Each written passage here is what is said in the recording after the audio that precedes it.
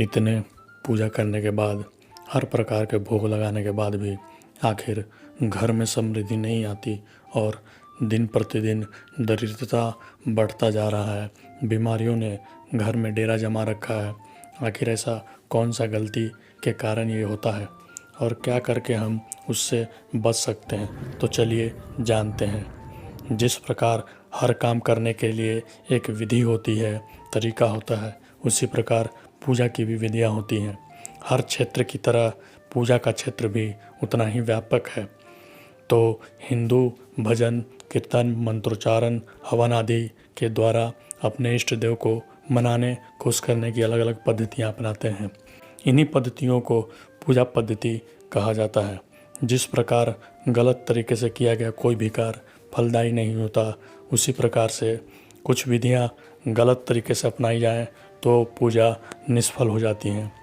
जिस प्रकार वैज्ञानिकों के प्रयोग में उचित रसायनों की मात्रा का मेल न किया जाए तो वह दुर्घटना का कारण भी बन जाता है, उसी प्रकार गलत मंत्रोच्चारण एवं गलत पूजा पद्धति के प्रयोग से विपरीत प्रभाव पड़ते हैं। विशेषकर तंत्र विद्या में तो गलती की माफ़ी ही नहीं मिलती। तो चलिए जानते हैं कि वे कौन से कारण हैं जिनके कारण हमारे किए गए पूजा विधियों का फल हमें प्राप्त नहीं होता है। अगर आप रोज़ पूजा करते हैं, मन शांत रहता है, इसका मतलब है कि पूजा पाठ में कहीं कुछ गलत हो रहा है। तो चलिए जानते हैं। पहला, शिव जी, गणेश जी और भैरव जी को तुलसी कभी नहीं चढ़ानी चाहिए।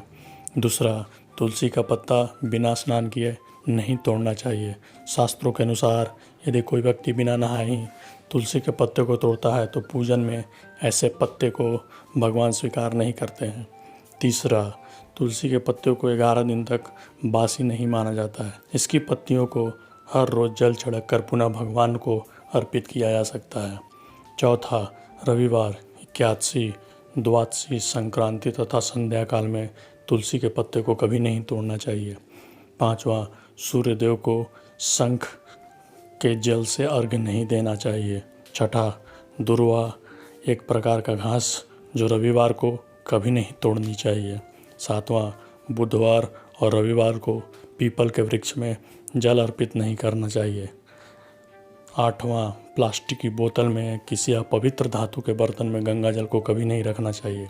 अपवित्र धातु में एल्युमिनियम, लोहा, इन सब तरह के धातु को माना जाता है। गंगा जल हमेशा तांबे के बर्तन में रखना ही शुभ माना जाता है। नौवां, केतकी का फूल कभी भी शिवलिंग पर अर्पित नहीं करना चाहिए। 10वां, किसी भी पूजा में मनोकामना की सफलता के लिए दक्षिणा अवश्य करनी चाहिए। 11वां, माँ लक्ष्मी को विशेष रूप से कमल प्रिय है, अतः उन्हें कमल का फूल जरूर चढ़ाना चाहिए। 12वां, घर में दीपक सुबह शाम जलाएं। जो दीपक एक तेल का और एक घी का जरूर होना चाहिए। 13वां, सूर्य, गणेश, शिव, दुर्गा और विष्णु ये पंचदेव कहलाते हैं। इनकी पूजा सभी कार्यों में अनिवार्य रूप से की जानी चाहिए। प्रतिदिन पूजन करते समय इन पंचदेव का ध्यान करना चाहिए। इससे लक्ष्मी की कृपा और समृद्धि प्राप्त होती है। 14वां, कभी भी किसी छोटे जानवर पर अत्याचार नहीं करना चाहिए। उनके मन से निकले श्राप के कारण भी घर में कष्ट और बीमारियां आती हैं। 15वां, कभी भी पीपल के वृक्ष के नीचे शौच, मूत्र त्याग इत्यादि नहीं करना चाहिए, उससे भी घर में दरिद्रता आती है। आशा करता हूँ ये जानकारी आपको पसंद आई हो। वीडियो को अधिक से अधिक लोगों तक पहुँचाएं ताकि ये जानकारी सभी हिंदू घरों में पहुँचे और वे लोग भी सही काम करके अच्छे काम द्वारा घर की बीमारियों और कष्टों को दूर करें। धन्यवाद।